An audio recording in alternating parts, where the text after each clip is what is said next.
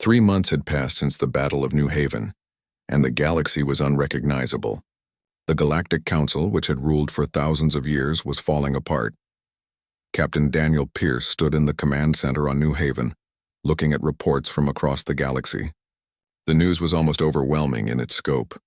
The Sacthon had formally withdrawn from the Council 2 weeks ago, declaring that they would no longer participate in what they called an unjust war. The Chirrux had followed days later, with Speaker Velrim publicly stating that the evidence of the Council's conspiracy against humanity was proof that the organization had become corrupt. Even more surprising, 7 smaller species had reached out to Earth directly, asking to form alliances. They were species that had also felt the Council's heavy hand over the years, and humanity's resistance had given them hope. But the Zorvathi refused to surrender.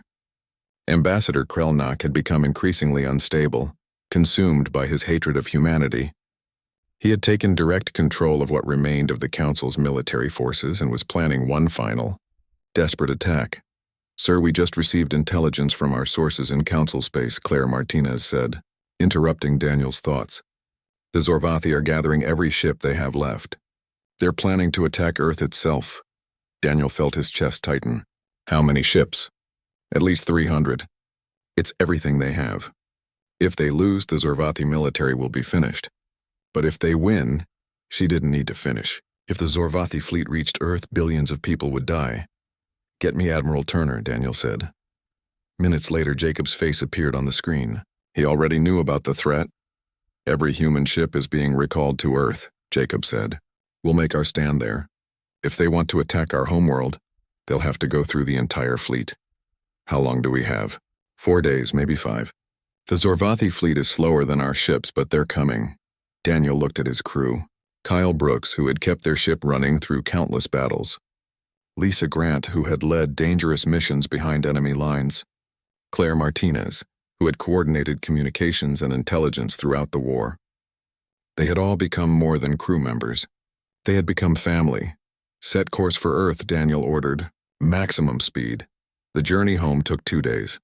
As the horizon's edge approached Earth, Daniel saw the largest gathering of human ships in history. Every vessel that could fight had been called home. The fleet numbered over 100 ships now, a far cry from the 40 they had started with. New ships had been built as fast as the shipyards could produce them, but even 100 ships might not be enough against 300. Admiral Turner held a final briefing with all ship captains. His face looked older than it had 3 months ago, worn down by the weight of command and the knowledge that the fate of humanity might rest on the coming battle. "The Zorvathi fleet will arrive tomorrow," he said. "They outnumber us 3-1. They're desperate, which makes them dangerous. War Master Theknor is leading them personally, and he wants revenge for his earlier defeat." He paused, looking at each captain in turn. "But we have advantages they don't. Our ships are faster and more maneuverable. Our weapons are more powerful. Our crews have proven themselves in battle. And most importantly, we're fighting for our home. Every one of us knows what happens if we lose. There's nowhere to retreat to. This is it." The room was silent. "So here's what we're going to do," Jacob continued. "We're going to show them what happens when you threaten Earth. We're going to fight with everything we have. And we're going to win because losing is not an option." The next day, the Zorvathi fleet arrived. Daniel stood on the bridge of the horizon's edge as sensors detected the incoming ships. There were so many of them.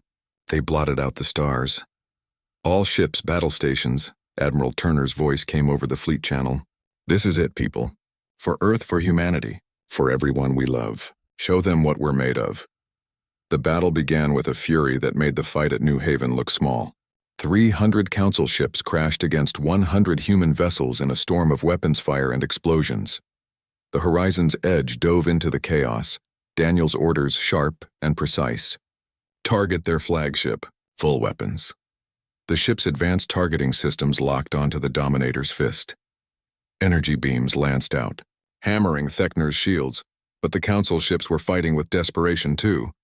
A Zorvathi cruiser rammed into a human destroyer, both ships exploding in a ball of fire. Fighters swarmed through the battlefield like angry insects. "Damage to port shields," Kyle called out. "Compensating." "Multiple contacts on our tail," Lisa warned. "Evasive," Daniel ordered. The battle raged for hours. Ships on both sides were destroyed. Good people died. Daniel watched friends and colleagues vanish from his tactical display, their ships reduced to debris. But slowly, the human fleet's advantages began to tell. Their superior technology meant each human ship could take on 2 or 3 council vessels. Their coordination, powered by advanced AI, let them fight as one unified force while the council fleet became increasingly disorganized. Claire suddenly shouted from her station. "Captain, we're receiving a transmission. It's from the Chirix. They're offering to help." "What?" On the view screen, Speaker Velrim's insectoid face appeared. "Captain Pierce, the Chirix cannot stand by while the Zorvathi attempt genocide. We are sending our fleet to assist you." Before Daniel could respond, more ships began appearing in the system. Chirix vessels, their hulls painted in bright colors. Then Sacthon ships arrived, their serpentine designs unmistakable. Even some of the smaller species sent what ships they had. The council that had once stood united against humanity was now divided, and many former members had chosen to stand with Earth instead. Warmaster Theknor watched his fleet being destroyed with growing horror. Even with numerical superiority, even with desperation driving his warriors, they were losing. And now other species were betraying the council, joining the humans. "We cannot win this," his tactical officer said quietly. Theknor wanted to rage, to deny it. But he knew the truth. The Zorvathi had gambled everything on this attack and lost. "All ships," he said bitterly. "Withdraw." "Sir, Ambassador Krelnak ordered us to fight to the last ship." "Krelnak is insane," Theknor snapped. "I will not throw away more lives for his pride." "Order the retreat." The surviving Zorvathi ships turned and fled. The battle was over. Earth was saved. In the aftermath, Daniel stood looking at the tactical display. They had won, but the cost had been heavy. 23 human ships had been destroyed. Thousands of people were dead. But Earth still stood. Humanity had survived.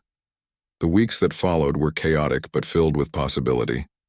Ambassador Krelnak was removed from power by his own people, who had grown tired of his obsession with destroying humanity. The Galactic Council officially dissolved, its member species acknowledging that the organization had become corrupt. President Amanda Cooper proposed something new: a federation of free species, where every member had equal rights and no species was restricted because of fear. It would be built on principles of mutual respect and cooperation. One by one, species joined. The Chirix, the Sacthon, the small species that had been oppressed by the Council, even some Zorvathi, wanting to distance themselves from their former leadership. 6 months after the Battle of Earth, Daniel Pierce was promoted to Admiral. His first assignment was to command the new Federation fleet, a combined force of ships from multiple species, all working together. He stood on the bridge of his new flagship, the Unity's Promise, looking at a crew that included humans, Chirix, Sacthon, and others. It was exactly what he had always hoped the galaxy could be. Governor Helen Price had been appointed as the Federation's first Secretary of Colonial Affairs. Her job was to help new colonies from all species get established and ensure they were treated fairly. Claire Martinez had become the chief diplomatic liaison, using her skills to help different species communicate and understand each other.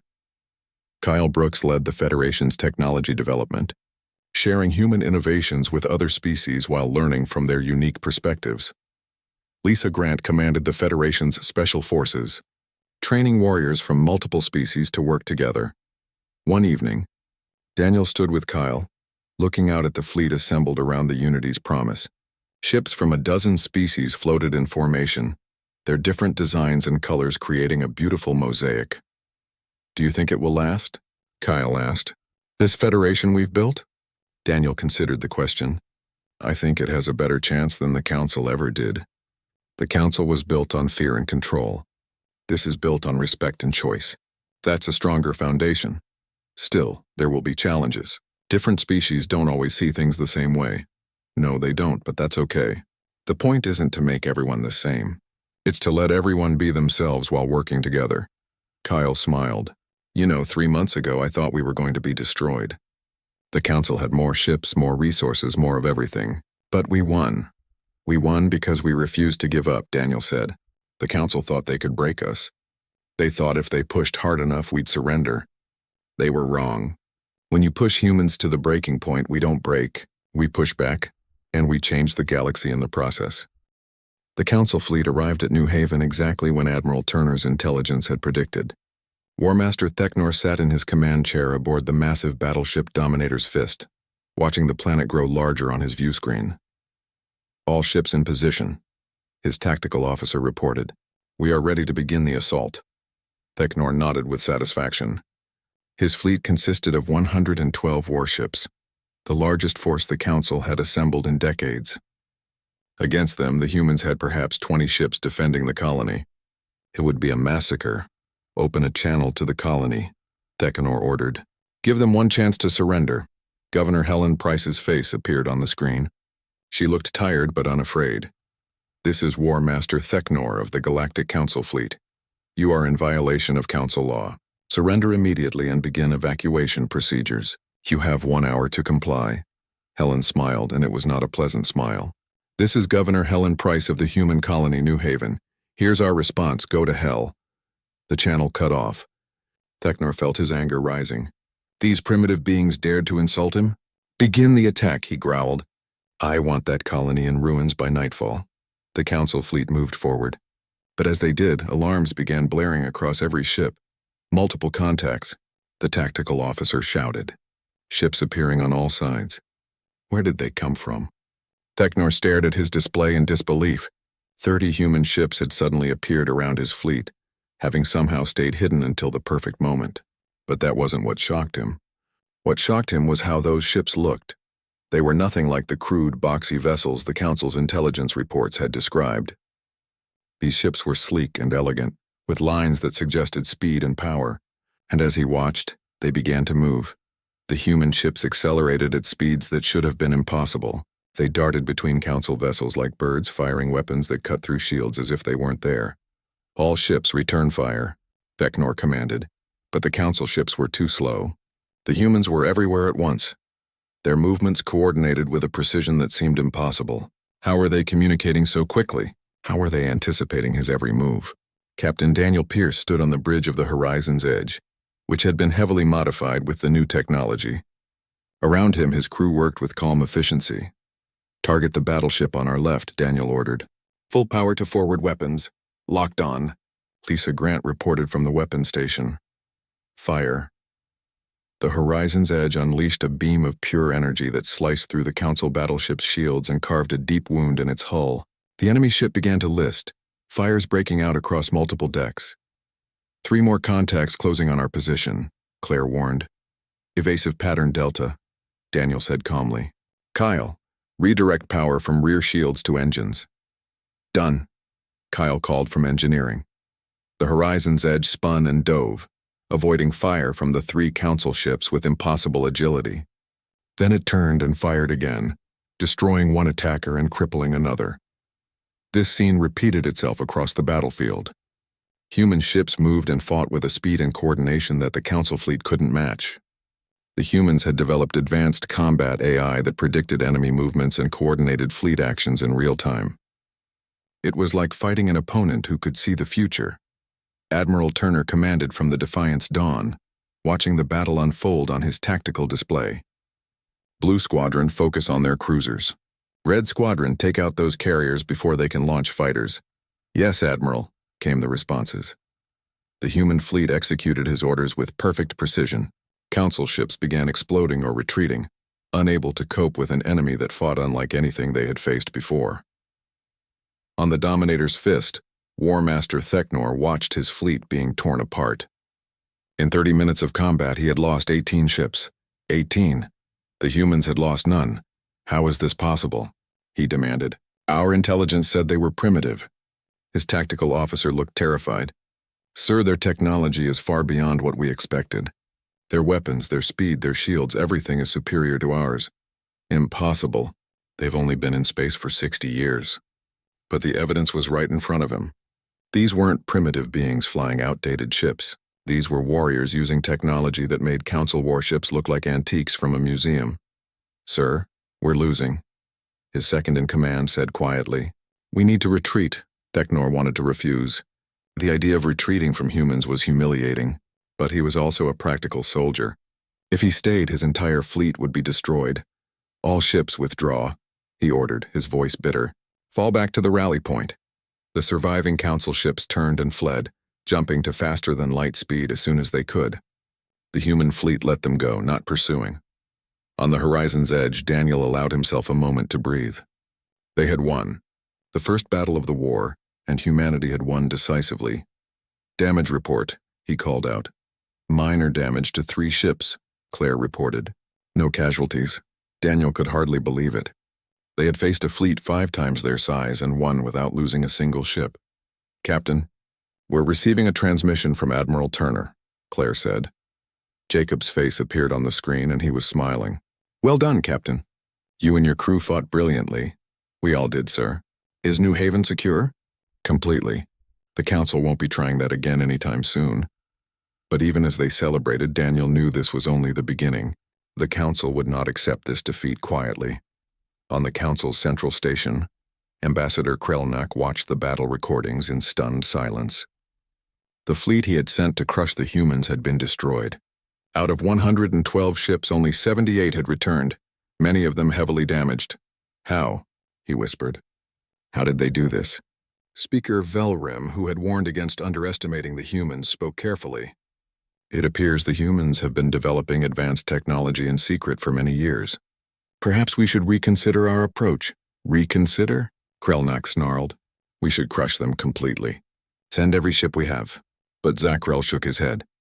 If we lost this badly with over 100 ships, how many will we lose with 1,000? The humans have proven they are not helpless. Perhaps negotiation is the wiser path. Never, Krelnak roared. I will see humanity destroyed before I negotiate with them. The council chamber erupted in argument. Some species, shocked by the defeat, now questioned whether war with humanity was wise. Others, particularly the Zorvathi's allies, demanded escalation. On Earth, President Amanda Cooper authorized the next phase of the plan. If the council wouldn't accept humanity's right to exist freely, then humanity would take the fight to them. Operation Broken Chain is now active, she announced to her military commanders. Kyle Brooks had helped design Operation Broken Chain. It was simple in concept but devastating in execution. Human ships, using their superior speed, would strike council military bases across a dozen systems. They would hit fast, destroy their targets, and be gone before reinforcements could arrive. The first strikes happened within hours. A council shipyard in the Kelvin system exploded as human torpedoes tore through its defenses. A military command center on the planet Thaskar was destroyed by a precision strike from orbit. Supply depots, communication relays, and weapons facilities across council space were attacked and destroyed. The humans weren't fighting a traditional war. They were fighting like guerrillas, striking where the enemy was weak and vanishing before the enemy could respond. It was a strategy born from being the smaller force, but it was brutally effective. After 2 weeks of these raids, the Council had lost more infrastructure than they had in the previous century. Species that had felt safe under the Council's protection now questioned whether that protection meant anything. Lisa Grant led one of these raids personally, commanding a strike team that infiltrated a Zorvathi command station. Her mission was to steal intelligence data about Council military operations. We're in, she whispered to her team as they moved through the station's corridors, their advanced stealth suits making them nearly invisible. They reached the data center and began downloading files, but as they worked, Lisa noticed something in the data that made her blood run cold. Captain Pierce needs to see this immediately, she said. What she had found would change everything. The Council's conspiracy against humanity went far deeper than anyone had imagined.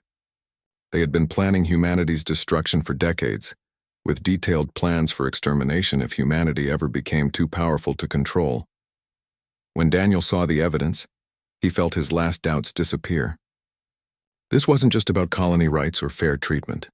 The Council had always intended to destroy humanity. The only question had been when. Send this to every channel, Daniel ordered. The galaxy needs to see what the Council really is. The evidence spread across the galaxy like wildfire. Species that had been neutral suddenly saw the Council in a new light. If the Council would do this to humanity, what would they do to others who became inconvenient? The war had entered a new phase, and humanity was no longer fighting alone.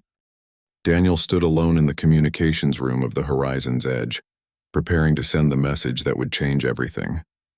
His hands were steady as he activated the wideband transmitter. This message would reach every corner of Council space. Every species, every government, every being with a receiver would hear what humanity had to say. He wore his dress uniform, the one reserved for formal diplomatic occasions. This would be the last time he wore it as a council representative. After this, he would be something else entirely. "Ready when you are." "Captain," Claire said from her station. Daniel nodded and began recording. "This is Captain Daniel Pierce of the human vessel Horizon's Edge, speaking on behalf of Earth and all human colonies. I am addressing the Galactic Council and all species of this galaxy." He paused, choosing his words carefully. "For 30 years, humanity has been a member of the Galactic Council. In that time, we have followed every rule, obeyed every restriction, and paid every tax demanded of us. We have been patient. We have been cooperative. We have done everything asked of us in the hope that we would eventually be treated as equals." His voice hardened. That hope was misplaced. The Council's latest decree makes it clear that we will never be seen as equals. Instead, we are to be caged, our colonies abandoned, our freedom stripped away. The Council claims this is for the safety of the galaxy. We now know the truth. It is fear that humanity will one day stand as equals to the species that currently hold power. Daniel leaned forward slightly. "I am here to deliver humanity's response to the Council's decree. We reject it. We will not abandon our colonies. We will not surrender our freedom. We will not allow ourselves to be imprisoned in our home system. The men, women, and children living on human worlds have built lives there. They have earned the right to stay." He let that sink in before continuing. "If the Council chooses to accept our decision, we are willing to negotiate fair terms for coexistence. But if the Council chooses war, humanity will defend itself with every resource at our disposal. We are not the primitive species you believe us to be. We are not helpless. And we are done asking permission to exist." Daniel's expression softened slightly. "To the species of the Council who have treated us fairly, we bear you no ill will. To those who have been oppressed as we have, we offer friendship and alliance. But to those who would see humanity destroyed or enslaved, know this: we will not go quietly.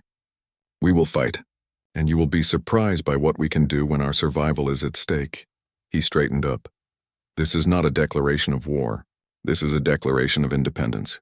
Humanity will no longer bow to unjust authority. We stand as free beings, and we will remain free whatever the cost." The recording ended. Daniel looked at Claire. "Send it, all channels. Maximum broadcast. Sending now, Captain." Within minutes, the message was racing across the galaxy at faster-than-light speeds. On the Council's central station, alarms began blaring as the communication reached their receivers. Ambassador Krelnak of the Zorvathi was in a meeting when the message arrived. He watched it with growing fury, his reptilian face darkening with rage. The moment it ended, he slammed his fist on the table. "Insolent primitives," he roared. "They dare defy the Council? They dare threaten us?" His aide, a younger Zorvathi named Vekrin, looked nervous. "Ambassador, perhaps we should consider negotiation." The humans seemed quite serious. "Negotiation?" Krelnak hissed. "We negotiated for 30 years while these vermin multiplied and spread. No more. I will call for an immediate council session. We will authorize military action and crush this rebellion before it spreads." But not everyone on the council shared his enthusiasm for war. Speaker Velrim of the Chirics, an insectoid species known for their logic and careful thinking, watched the human message 3 times before making any decision. Something about the human captain's tone troubled him. It wasn't the ranting of a desperate being. It was the calm certainty of someone who held cards they hadn't yet revealed. In the Sakthon chambers, Ambassador Zakrel coiled his serpentine body thoughtfully. The Sakthon had always been neutral in council politics, preferring to observe rather than engage. But this situation felt dangerous. The humans had been pushed hard for 3 decades, and now they were pushing back. Only a fool would underestimate a cornered predator. The emergency council session was called within hours. Representatives from 30 species gathered in the Great Chamber, a massive dome where decisions affecting trillions of beings were made. Krelnak wasted no time. "The humans have openly defied us. This cannot stand. I call for an immediate vote to authorize military force against all human colonies." Several species immediately voiced their agreement. The Zorvathi had many allies who benefited from the current power structure and feared change. But Speaker Velrim raised one of his many limbs. I must voice concern. The human captain stated they are not defenseless. What if he speaks truth? Impossible, Krelnak scoffed. Our intelligence clearly shows human military capability is minimal. They have outdated ships and primitive weapons. A single battle fleet could crush them. Your intelligence has been wrong before, Zakrel said quietly. Krelnak turned on him. Are you defending these primitives? I am suggesting caution. The humans have been remarkably clever in the past. What if they have been preparing for this? The council dissolved into argument. Some species demanded immediate action. Others counseled patience. A few, mostly smaller species that had also felt the council's heavy hand, remained silent but thoughtful. Finally, a vote was called. The result was close, but Krelnak's coalition had enough support. The council authorized military action. A fleet would be dispatched to New Haven within the week. Back on Earth, President Amanda Cooper addressed her planet from the Capitol building. Every screen on Earth showed her face as she spoke. My fellow humans, by now you have all seen Captain Pierce's message to the Galactic Council. I stand here today to tell you that his words speak for all of us. For too long we have accepted unfair treatment. For too long we have hoped that patience would lead to justice. That time is over. She gestured to screens behind her showing images of the colony worlds. These are our homes. The people living there are our family. We will not abandon them. We will not surrender to fear and intimidation. Amanda's expression grew fierce. Some of you may wonder if we can truly stand against the Council's might. I am here to tell you that humanity has been preparing. For 15 years, our brightest minds have been developing new technologies in secret. We have ships and weapons that the Council doesn't know about. We have capabilities that will shock them. Behind her, the screens changed to show sleek warships emerging from hidden bases in the outer solar system. The ships were beautiful and deadly, nothing like the bulky vessels the Council had seen before. I am activating what we call the hidden arsenal, Amanda continued. Admiral Jacob Turner will take command of our defense fleet. We will protect our colonies. We will defend our freedom. And if the Council wants war, we will show them that humanity is not prey. The response from Earth's population was overwhelming. Millions who had been protesting now rallied behind their government. Young people lined up at recruitment centers, eager to defend their species. Factories that had been secretly building weapons and ships went into full production. Admiral Turner stood on the bridge of the new flagship, a vessel called Defiance Dawn. Around him, dozens of other ships took up formation. Each one represented years of secret work, hidden funding, and desperate preparation for a day everyone had hoped would never come. All ships report ready. Admiral, his tactical officer, a man named Steve Carter, reported. Then let's get to work, Jacob said. Dispatch the fleet. I want defensive positions around every colony within 48 hours. And get me our intelligence network. I need to know where the Council fleet is and when they're moving. Across human space, people were mobilizing. On New Haven, Governor Helen Price organized civilian defense forces. On Redemption, farmers put down their plows and picked up weapons. On Freedom's Hope, Colonel Peter Grant drilled his troops day and night. Claire Martinez, still aboard the Horizon's Edge, coordinated with resistance cells throughout Council space. Over the years, humans living and working on alien worlds had quietly built networks of contacts and allies. Now those networks activated, gathering intelligence and preparing for sabotage operations. Lisa Grant led a team of special operations soldiers, training for missions deep in Council territory. Their job would be to strike at Council infrastructure and keep the enemy off balance. Kyle Brooks worked around the clock in the engineering sections, making final modifications to the new weapon systems. Every improvement, every enhancement could mean the difference between victory and defeat. Daniel received word that the Council fleet was assembling. War Master Theknor, a Zorvathi general known for his ruthlessness, would command the assault. His fleet consisted of over 100 ships carrying enough firepower to destroy a planet. They're coming for New Haven first, Jacob told Daniel over a secure channel. They want to make an example of the colony. Show everyone what happens when you defy the Council. How long do we have? 5 days, maybe 6. Daniel looked at his crew. They were afraid. He could see it in their eyes. But they were also determined. The Horizon's Edge arrived at New Haven 3 days later. Daniel stood on the bridge as they approached the planet, and what he saw made his heart swell with pride and pain at the same time. The colony world was beautiful. Blue oceans covered half the surface with green continents that humans had spent 25 years terraforming.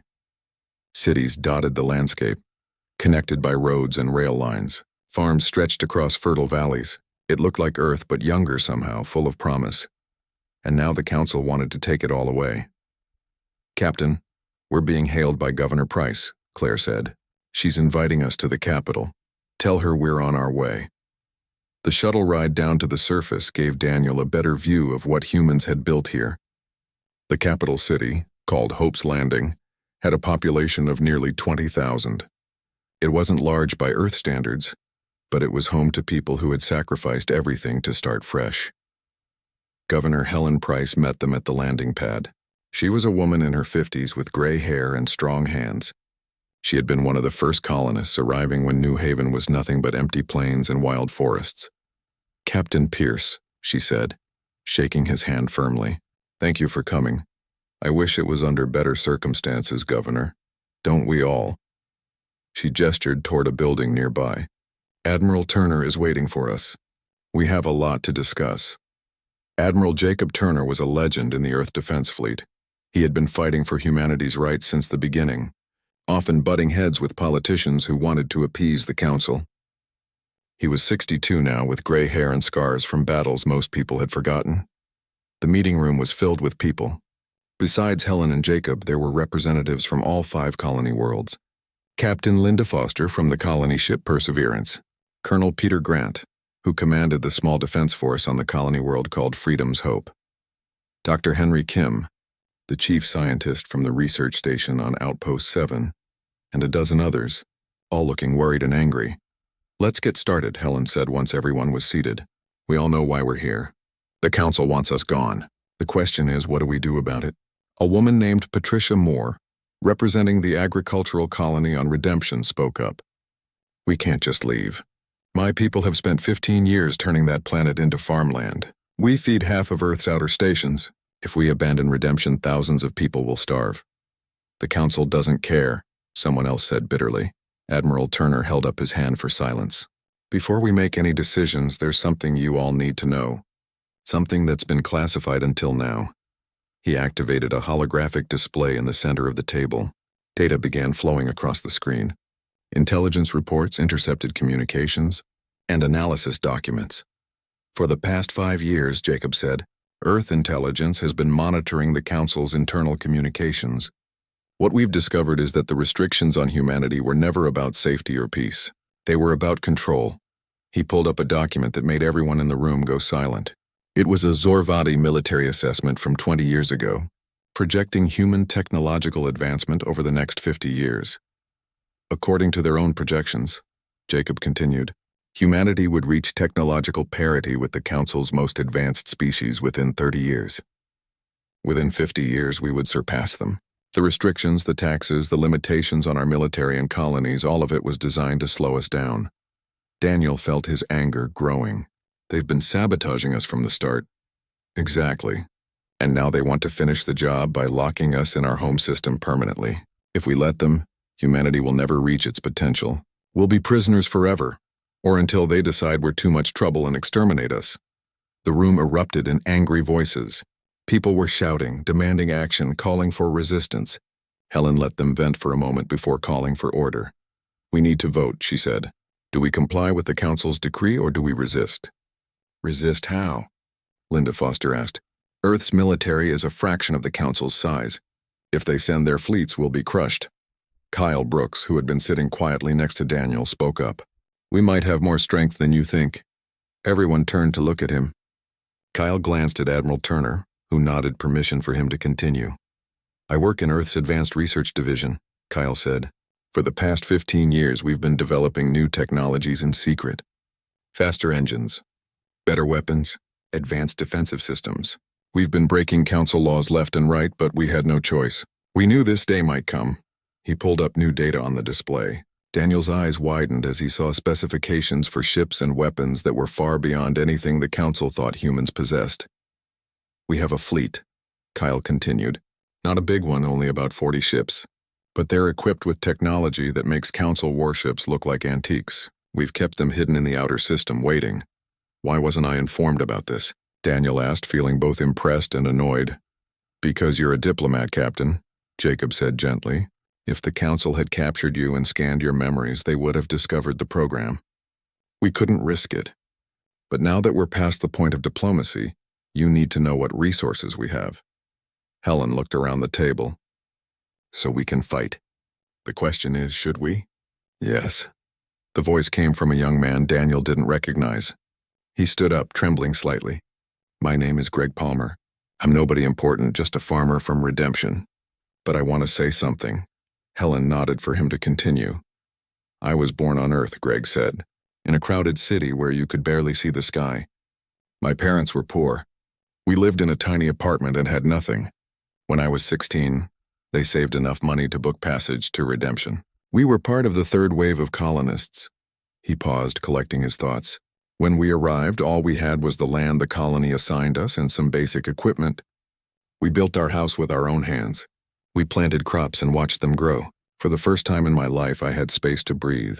I had a future. His voice grew stronger. I'm 28 now. I have a wife and 2 kids. My son has never known hunger or crowding or pollution. He runs through fields under a clean sky. And now some aliens I've never met want to take that away from him? Want to ship us back to Earth like we're cargo? Greg looked around the room, his eyes fierce. I say no. I say we've earned the right to live where we choose.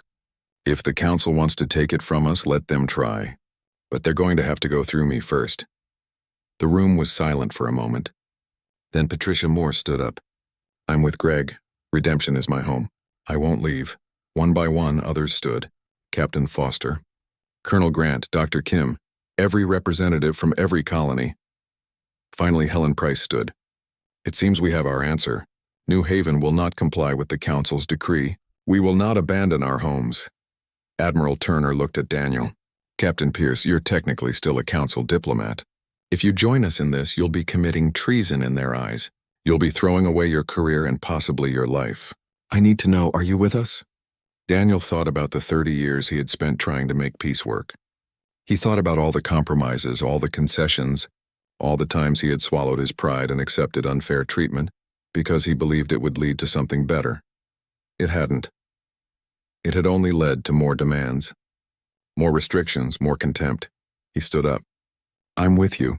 All the way, Jacob smiled. Good. Then here's what we're going to do. Captain Pierce, you're going to deliver our response to the Council. You're going to tell them in no uncertain terms that humanity rejects their decree. We will not abandon our colonies. We will not surrender our freedom. And if they want to force us, they'll discover that humans are much more dangerous than they thought. They'll declare war, Daniel said. Probably, but we'll be ready. The meeting continued for hours as they planned their strategy. Messages would be sent to all human settlements, bringing them into the fold. The secret fleet would be revealed and deployed to protect the colonies. Intelligence networks would be activated to gather information on Council military movements. As the meeting finally broke up, Daniel found himself standing with Kyle and Lisa, looking out a window at Hope's Landing. The city was peaceful in the evening light. Children played in a park. People walked home from work. It all seems so normal, so worth protecting. Do you think we can actually win? Lisa asked quietly. Daniel was honest. I don't know, but I know we can't keep living like this. The Council had their chance to treat us fairly. They chose oppression instead. Now they'll face the consequences, Kyle nodded. Humanity tried to be peaceful. We tried to be good galactic citizens. But they pushed us too far. Now they're about to learn what happens when you back humans into a corner. We don't surrender, Lisa said. No, Daniel agreed. We fight back. Captain Daniel Pierce stood on the bridge of the horizon's edge, staring at the stars through the main view screen. He had been a soldier for 20 years and a diplomat for 10 more. In all that time, he had learned one important lesson. Patience could only stretch so far before it snapped. His ship floated in neutral space, halfway between Earth and the Galactic Council's central station.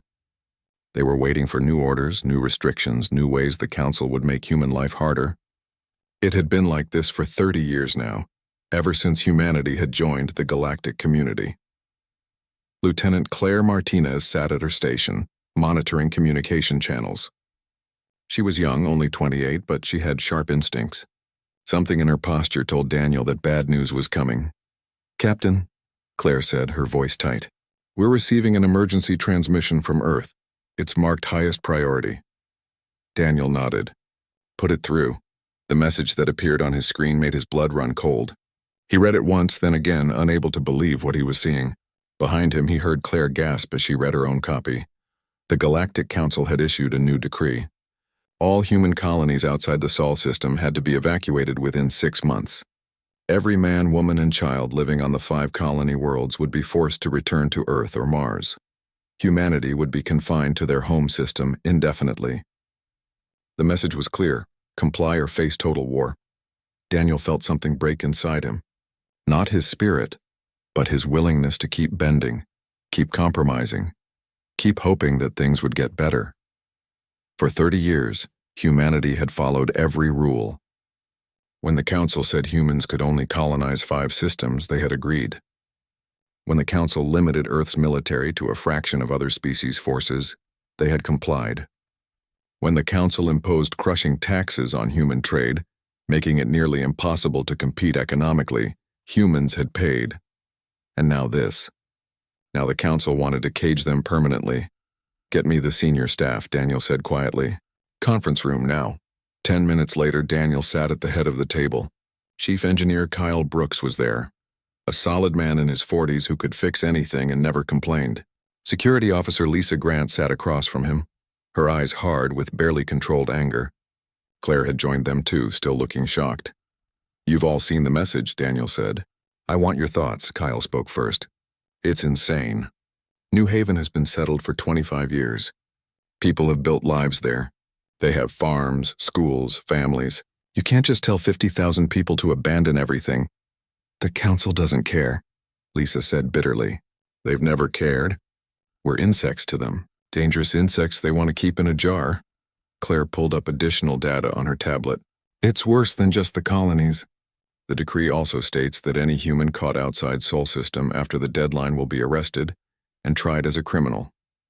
They're also doubling the trade taxes and adding new restrictions on human technology development. "Why?" Kyle asked, though his tone suggested he already knew the answer.